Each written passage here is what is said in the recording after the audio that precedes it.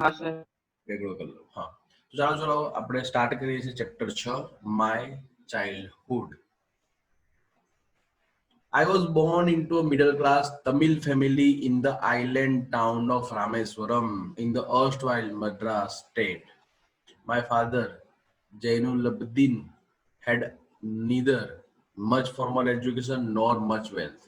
Despite these advantages, he possessed great innate wisdom and a true generosity of spirit. He had an ideal helpmate in my mother, Asima.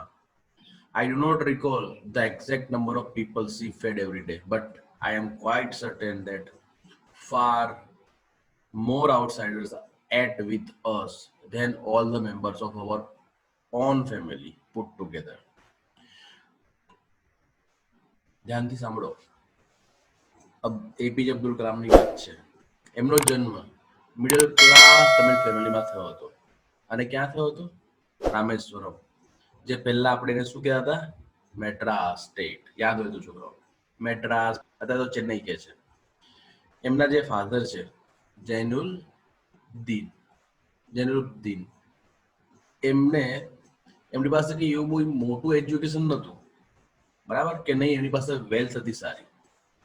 આ બધું હોવા છતાં એમની અંદર wisdom બહુ solid હતું અને ખૂબ ઉદાર હતા. અને એમને એક આઈડિયલ હેલ્પમેટ પણ મળી ગયા હતા, આસીમા, કે જે ખૂબ જ સપોર્ટિવ હતા.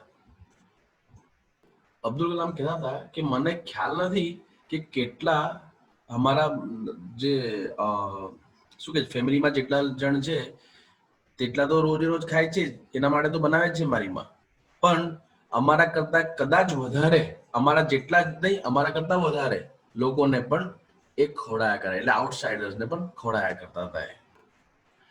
I was one of many children, a short boy with a rather undistinguished looks, born to tall and handsome parents. We lived in our ancestral house, which was built in the middle of the 19th century. It was a fairly large pakka house made of limestone and brick on the Moss Street in the Rameswaram. My austere father used to avoid all inessential comforts and luxuries. However, all necessities were provided for in terms of food, medicine, or clothes. In fact, I would say mine was a very secure childhood, both materially and emotionally. Abdul Kalam શું કહી રહ્યા છે? એવું કહે છે કે એ શું હતું, મારા પેરેન્ટ્સ હેન્ડસમ અને લાંબા હતા, પણ હા, હું થોડોક શોર્ટ છોકરો અને અનડિસ્ટિંગ્વિશ લુક્સ, એટલે છોકરાઓ જોવામાં ગમે નહીં તેવો હતો, બરાબર. અમે અમારા આન્સેસ્ટ્રલ હાઉસ, એટલે કે છોકરાઓ જે એલા પપ્પાના પપ્પાનું હોય ને ઘર, એવી રીતે અમે અમારા આન્સેસ્ટ્રલ હાઉસમાં રહેતા હતા, કે જે 19th સેન્ચુરીમાં બન્યું હતું. પણ હા, તે ટાઈમે પણ એ પક્કા હાઉસ કહેવાતું હતું, made of limestone and brick. કઈ હતું એ? મોક સ્ટ્રીટ પર હતું રામેશ્વરમમાં, જે મેં તમને આગળ કીધું હતું. અબ્દુલ કલામના જે ફાધર હતા તે ઇનએસેન્શિયલ કમ્ફર્ટ એન્ડ લક્ઝરીમાં બિલીવ નહોતા કરતા. એટલે પણ હા, જે નેસેસિટીઝ હતી તે બધી પ્રોવાઈડ થતી હતી. જે એપીજે અબ્દુલ કલામનું જે બાળપણ હતું, ચાઇલ્ડહુડ, તે મટીરિયલી અને ઇમોશનલી બહુ જ રીચ હતું, બહુ પરફેક્ટ હતું. The Second World War broke out in 1939 when I was 8 years old. For reasons I have never been able to understand, a sudden demand for tamarind seeds erupted in the market. I used to collect the seeds and sell them to provision shop on Mosque Street. A day's collection would fetch me the princely sum of 1 anna. Oh, my brother-in-law Jalaluddin would tell me stories about the war, which I would later attempt to trace in the headlines in Dinamani. Our area, being isolated, was completely unaffected by the war. But soon, India was forced to join the Allied forces, and something like a state of emergency was declared. The first casualty came in the form of the suspension of the train halt at Rameswaram station. The newspapers now had to be bundled and thrown out from the moving train on the Rameswaram road between Rameswaram and Dhanuskodi. That forced my cousin Samsuddin, who distributed newspapers in Rameswaram to look for a helping hand to catch the bundles, and as if naturally I filled the slot. Samsuddin helped me earn my first wages. Half a century later, I can still feel the surge of pride in earning my own money for the first time. So second world war તમને ખ્યાલ છે છોરો 1939 માં આપણે જોઈ ગયા જ્યારે છોરો APJ Abdul Kalam કેટલા વર્ષના હતા 8 વર્ષના હતા બરાબર છે તે ટાઈમે એકદમથી ટેમરીન એટલે છોરાઓ આંબલીની એકદમથી ડિમાન્ડ વધી ગઈ તો અબ્દુલ કલામ શું કરતા હતા બધા એના આપણે જે સીડ્સ હોય તે કલેક્ટ કરતા હતા અને એ વેચતા હતા પ્રોવિઝન શોપ પર જે મોસ્ટ સ્ટ્રીટ પર હતી આખા દિવસનું કલેક્શન કમસે કમ જોવા જઈએ તો એમનું એક આના જેટલું થતું હતું હવે એમના બ્રધર ઇન લો એટલે કે એમના આપણે જીજાજી કહીએ ને આપણે જલાલુદ્દીન એ શું કે એ એમને સ્ટોરી ક્યાં કરે બરાબર જે એ સ્ટોરી એક દિવસ પછી એમને શેમાં જોવા મળે હેડલાઇન્સમાં દિનામની કરીને હેડલાઇન્સ આપણે પેલું આવતું હતું શું આવતું હતું પેપર તો એનામાં એમને વાંચવા મળે બરાબર છે જે રામેશ્વરમ જે એરિયા હતો તે એકદમ એકચ્યુઅલી આઇસોલેટેડ હતો જેમાં વોરની કોઈ એવી ઇફેક્ટ નથી બરાબર છે પણ અમુક ટાઈમ પછી ઇન્ડિયાને ફોર્સફુલી જોઈન થવાનું કીધું અલાઇડ ફોર્સમાં અને શું છે કે પછી ઇમરજન્સી શું થયું ડિક્લેર કરવામાં આવી એકચ્યુઅલી તે ટાઈમે ઇન્ડિયા તો ગુલામ હતો એટલે બ્રિટેનના હાથમાં હતું ઇન્ડિયા એટલે પછી ઇન્ડિયાને પણ કહેવામાં આવ્યું કે ભાઈ તમે પણ હવે જોઈન કરો અને તમે પણ અમારા તરફથી લડો બરાબર છે એટલે પછી તે ટાઈમે પછી ઇન્ડિયામાં ઇમરજન્સી ઘોષિત કરવામાં આવી પહેલી ઇફેક્ટ ક્યાં આવી એની તો એ ઇફેક્ટ આવી જે ટ્રેન હાલ્ટ હોય છોરાઓ ટ્રેન હાલ્ટ એટલે કે જે સ્ટેશન પર રોકાય તે સસ્પેન્ડ કરવામાં આવ્યું રામેશ્વરમ સ્ટેશનમાં સસ્પેન્ડ કરવામાં આવ્યું હવે જે ન્યૂઝપેપર જે આવતા હતા તેને હવે મૂવિંગ ટ્રેન એટલે કે ચાલતી ટ્રેનમાંથી ફેંકવામાં આવતા હતા બરાબર તો આ તો વસ્તુ કામ વધી ગયું કેમ કે ત્યાં ઊભી ના રહે તો કેવી રીતના લોકો ત્યાંથી ઉતરે ચડે સામાન લે બરાબર છે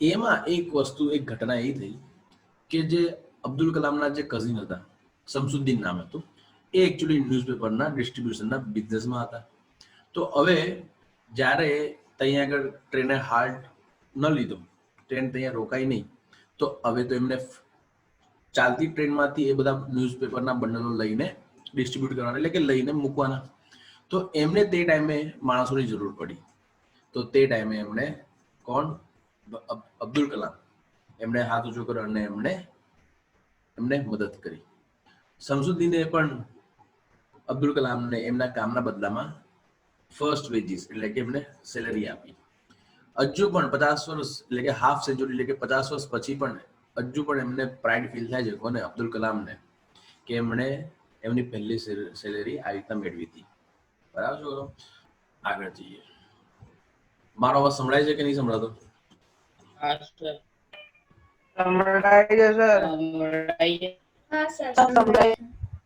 ઓકે આવે છે સર સંભળાય ચાલો આગળ જઈએ every child is born with some inherited characteristics into a specific socio-economic and emotional environment and trained in certain way by figures of authority. I inherited honesty and self-discipline from my father, from my mother. I inherited faith in goodness and deep kindness, and so did my 3 brothers and sisters. I had 3 close friends in my childhood: Ramanand Sastri, Arvindan, and Siva Prakasan. All these boys were from Orthodox Hindu Brahmin families. As children, none of us ever felt any difference amongst ourselves because of our religious differences and upbringing. In fact, Ramananda Sastri was the son of Paksi Laxman Sastri, the high priest of the Rameswaram temple. Later, he took over the priesthood of the Rameswaram temple from his father. Arvindan went into the business of arranging transport for visiting pilgrims, and Siya Prakasan became a catering contractor for the Southern Railways. દરેકે દરેક જે પણ છોકરું જે પેદા થાય છે છોકરાઓ તે કંઈક અમુક ઇનહેરિટન્સ કેરેક્ટરિસ્ટિક લઈને આવે છે, બરાબર છે, આજુબાજુના એન્વાયરમેન્ટના, બરાબર છે, અને એ રીતના એ ટ્રેન થાય છે. કલામ સરની વાત કરીએ અહીંયા આગળ, એમને ઓનેસ્ટી અને સેલ્ફ ડિસિપ્લિન કોની પાસેથી શીખી હતી? ફાધર પાસેથી. અને મધર પાસેથી એમને શું ઇનહેરિટ કર્યું હતું? Faith in goodness and deep kindness. અને એ રીતના એમના જે 3 ભાઈ હતા અને બેન હતા એમના કેસમાં પણ એવું જ છે. કલામ સરના 3 ફ્રેન્ડ હતા, રામાનંદા શાસ્ત્રી, અરવિંદમ અને સિયા પ્રકાશન. એ 3 ઓર્થોડોક્સ હિન્દુ બ્રાહ્મણ ફેમિલીમાંથી આવતા હતા. જોવા જઈએ તો આ જે 3 છોકરાઓ હતા અને કલામ સર હતા, તેમની વચ્ચે કોઈ એવો કોઈ ભેદ હતો જ નહીં, કે જાતનો કોઈ આપણે શું કહે છે કે ડિફરન્સીસ હતા જ નહીં રિલિજિયસ પોઈન્ટ ઓફ વ્યૂથી, બરાબર છે. જોવા જઈએ તો રામાનંદા શાસ્ત્રી જે હતા, જે પક્ષી લક્ષ્મણ શાસ્ત્રી, કે જે તે ટાઈમના રામેશ્વરમ ટેમ્પલને સંભાળનારા હાઈએસ્ટ લેવલના પ્રિસ્ટ હતા, એટલે કે પૂજારી હતા, કે એ હતા, બરાબર છે. એમના છોકરા હતા રામાનંદ શાસ્ત્રી. પછી આપણે જે રામાનંદ શાસ્ત્રી હતા તેમને ટુક ઓવર કર્યું. એમના ફાધર ઓલ્ડ એજ થઈ ગયા, તો એમને ટુક ઓવર કરીને એમને પણ રામેશ્વરમ ટેમ્પલનું આપણે કાર્યભાર એમને સંભાળ્યો. અરવિંદમ જે એમના બીજા ફ્રેન્ડ હતા તે બિઝનેસમાં જતા રહ્યા. શેનું ટ્રાન્સપોર્ટનું? ત્યાં આગળ જે પિલગ્રીમ્સ આવતા હોય તેમના વિઝિટ મૂકવા આવવા જવાનું ટ્રાન્સપોર્ટેશનનું એમને બિઝનેસમાં એ લાગી ગયા. અને જે સિયા પ્રકાશન હતા તે કેટરિંગ કોન્ટ્રાક્ટર બન્યા સધર્ન રેલવેઝમાં. જો આ રીતના એમના 3 દોસ્તોની વાત થઈ. અને હવે આપણે જોઈએ છે આગળ. During the annual Sri Sita Rama Kalyanam ceremony, our family used to arrange boats with a special platform for carrying idols of the Lord from the temple to the marriage site, situated in the middle of the pond called Rama Tirtha, which was near our house. Events from the Ramayana and from the life of the prophet were the bedtime stories my mother and grandmother would tell the children in our family. ચલો, જે શ્રી સીતા રામા કલ્યાણમ જે ceremony યોજાય છે, થતી હોય છે ત્યાં, તો તેમાં આપણે જે કલામ સરની જે ફેમિલી છે તે જનરલી બોટની એરેન્જમેન્ટ કરતા હતા. યાત્રીઓ છે તે લોકોને એક પ્રકારની વ્યવસ્થા કરતા હતા કે જે લોર્ડની આપણે મૂર્તિ લઈને મેરેજ સાઇટ પર જાય અને પછી ફરી પાછા તેમને લઈ આવે. હવે કલામ સરની વાત કરીએ તો એમના જે મમ્મી હતા, તે મમ્મી નાનપણથી જ એમને રામાયણા એન્ડ પ્રોફેટ મોહમ્મદની સ્ટોરી કહેતા રહેતા હતા. બેડ ટાઈમ સ્ટોરી એટલે કહેતા રહેતા હતા, મમ્મી અને એમના દાદી પણ. ચાલો. One day when I was in 5th standard at the Rameswaram Elementary School, a new teacher came to our class. I used to wear a cap which marked me as Muslim, and I always sat in the front row next to Ramananda Shastri, who wore the sacred thread. The new teacher could not stomach a Hindu Christian sitting with a Muslim boy. In accordance with our social ranking, as the new teacher saw it, I was asked to go and sit on the back bench. I felt very sad, and so did Ramananda Shastri. He looked utterly downcast as I shifted to my seat in the last row. The image of him weeping when I shifted to the last row left a lasting impression on me. જુઓ, આ ત્યારની વાત છે કે જ્યારે આપણે Kalam sir 5મા સ્ટાન્ડર્ડમાં 5મા ધોરણમાં ભણતા હતા. એક શેમાં ભણતા હતા? Rameswaram elementary schools. એક નવા ટીચરની ત્યાં અપોઇન્ટમેન્ટ થયા. એમનો પહેલો દિવસ હતો. જનરલી આપણે કલામ સર ટોપી પહેરતા હતા, ટોપી પહેરીને બેસતા હતા ભણવા માટે. તો અને પહેલી રોમાં બેઠા હતા અને એમની બાજુમાં કોણ બેઠું હતું? રામાનંદા શાસ્ત્રી બેઠા હતા અને પાછું એ શું જનોઈ પહેરતા હતા, બરાબર છે. તો આ એમને જોયું, આ વસ્તુ એમને સહન ન થયું. તો એમને શું ન થયું કે હિન્દુ જે આટલું મોટું ટેમ્પલ છે તેના જે પૂજારી છે તેમનો છોકરો મુસ્લિમ છોકરા સાથે બેઠા છે, એમને સહન ન થયું. તો આ વસ્તુના કારણે એમને આજે જોયું ત્યારે એમને કલામ સરને કીધું કે તમે જાઓ, ઊભા થાઓ અને પાઠ જઈને બેસી જાઓ, અને 2-3 વસ્તુ સંભળાઈ આપી. કલામ સરને પણ ખરાબ લાગ્યું અને રામાનંદ શાસ્ત્રી તો વધારે જ ખરાબ લાગ્યું. એમણે બહુ જ ખરાબ લાગ્યું જ્યારે એ કલામ સર છેલ્લા રોમાં જઈને બેઠા. એ લિટરલી રોવા લાગ્યા. After school, we went home and told our respective parents about the incident.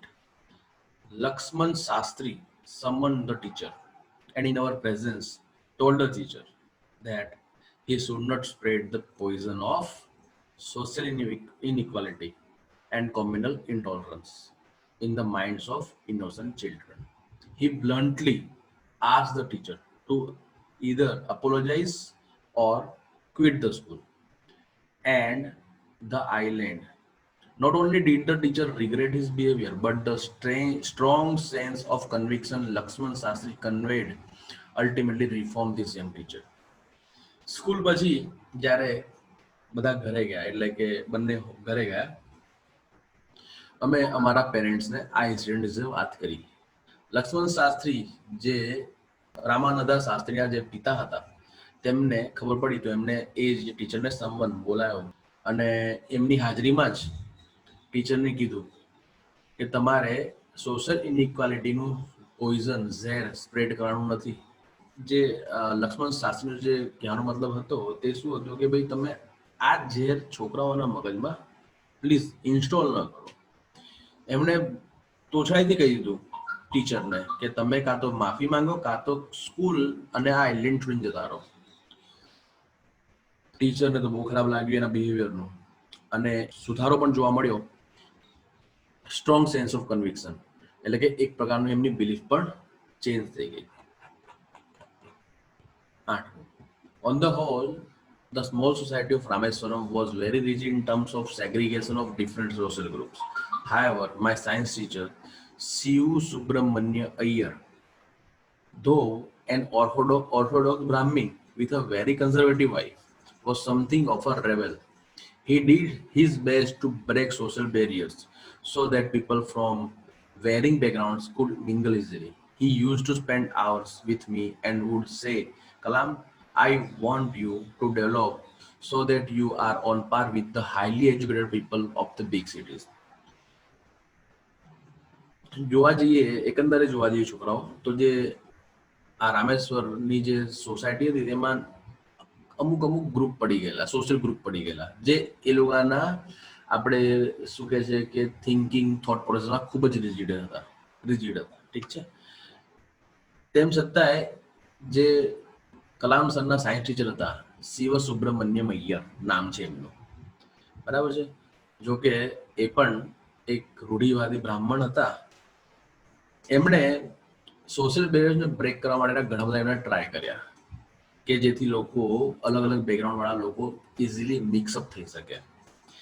A Kalam sir સાથે ઘણા અવર્સ સ્પેન્ડ કરતા હતા અને કહેતા હતા કલામને કે કલામ તમે ડેવલપ, તમે તમારી જાતને હજુ આગળ ખેંચો, હજુ આગળ તમે તમારી જાતને લઈ જાઓ, બરાબર છે. અને સ્પેસિફિકલી કહેતા હતા કે એ જે ટીચર શું ઈચ્છતા હતા કે કલામ ડેવલપ થાય, એ કંઈક એવું કરે કે જેનાથી એ હાઈલી એજ્યુકેટેડ લોકો છે તેમની સાથે એ એટ પાર પહોંચી જાય છોકરાઓ.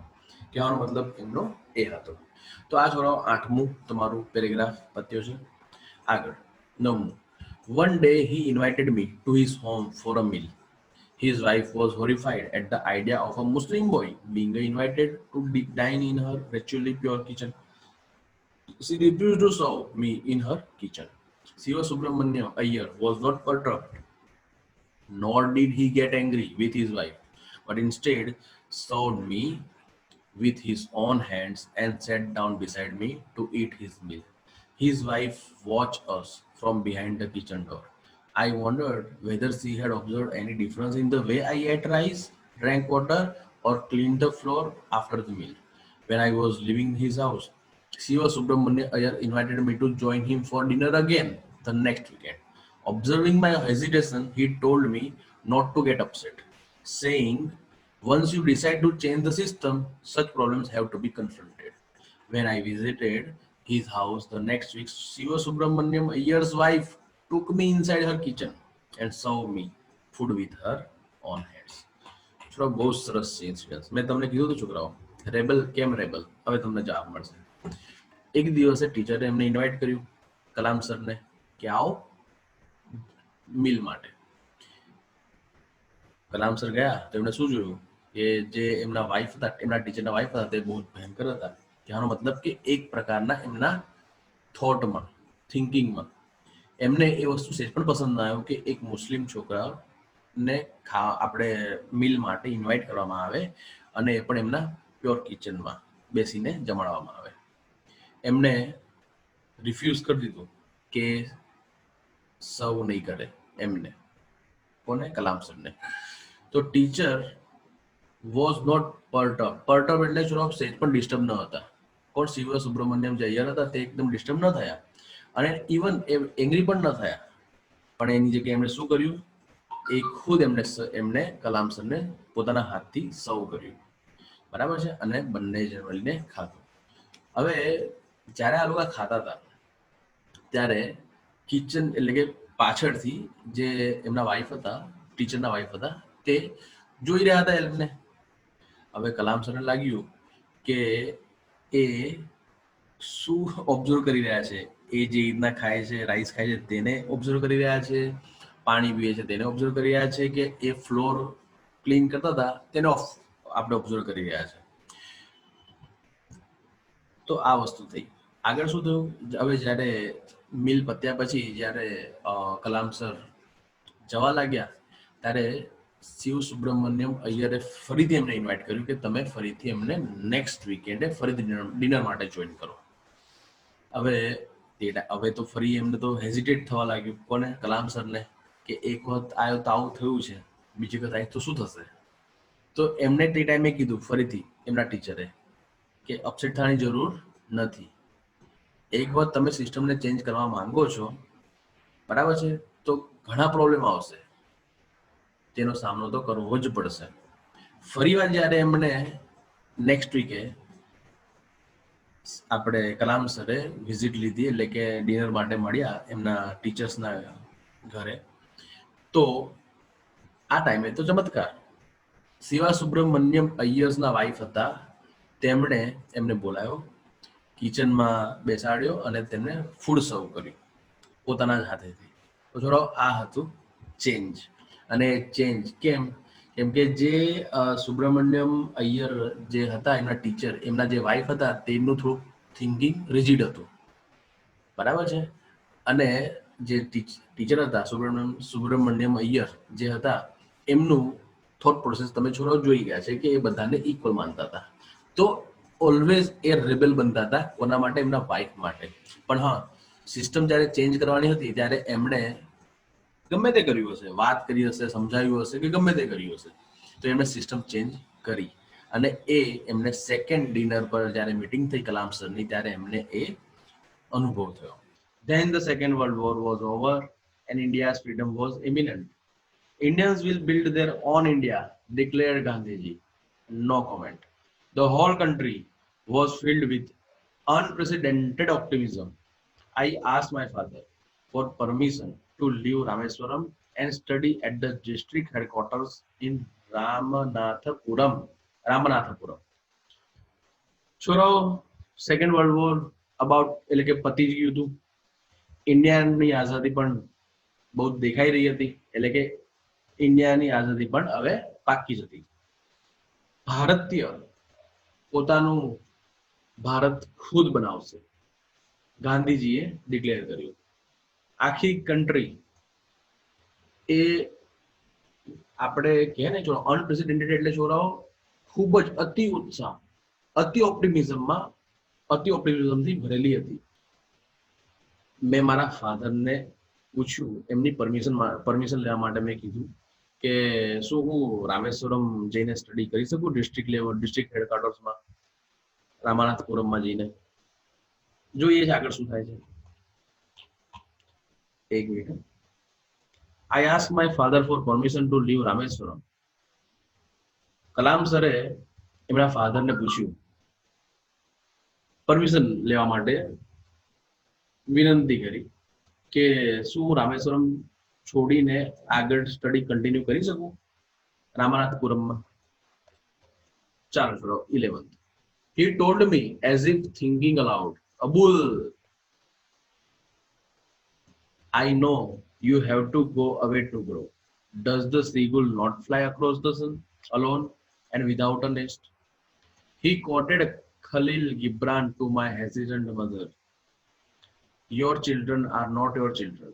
They are the sons and daughters of life's longing for itself.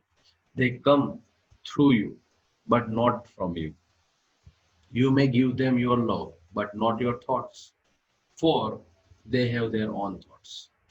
છોડો અહીંયા આગળ એમના ફાધરે બહુ સારી વાત કરી છે. અબુલ, હું જાણું છું કે તમને ખૂબ જ આગળ જવાનું છે અને ગ્રો થવાનું છે. શું તમને લાગે? પછી એમણે એક અહીંયા આગળ ખાલિલ ગિબ્રાનની એક લાઈન કોટ કરી છે, does the seagull not fly across the sun, બરાબર, alone and without a nest. બરાબર, એવું સીગુલ, શું સીગુલ તમને ખ્યાલ હશે એ આપણે સી ને રિલેટેડ જ કોઈ આપણે પક્ષીની વાત છે, બરાબર. જો એ શું છે કે એને એવું કહે છે કે જે આ સમુદ્રમાં રહેતું પક્ષી છે, શું તે સમુદ્ર પાર નથી કરતું એકલા અને નેસ્ટ વગર? નેસ્ટ ક્યાં હોય છોકરાઓ? હોય છે? નથી હોતું એ લોકો. તો એ રીતે તમારે પણ તમારી લાઈફ જીવી જ પડશે એકલા અને આગળ વધવું પડશે. પછી એમણે એમના વાઈફ હતા તેમણે કોર્ટ કરીને કીધું કે આ તમારા જે છોકરાઓ છે એ તમારા છોકરા નથી, એ એમની ડેસ્ટિની લઈને આવ્યા છે. હા, એ તમારા દ્વારા આવ્યા છે, પણ તમારા માંથી કે તમારા તરફથી નથી. એ તમે જસ્ટ એ લોકોને લવ આપી શકો, પણ વિચાર ના આપી શકો. એ એમના થોટ્સ, એમના વિચાર, એમનું ભાગ્ય, એમની ડેસ્ટિની લઈને જ આવ્યા છે.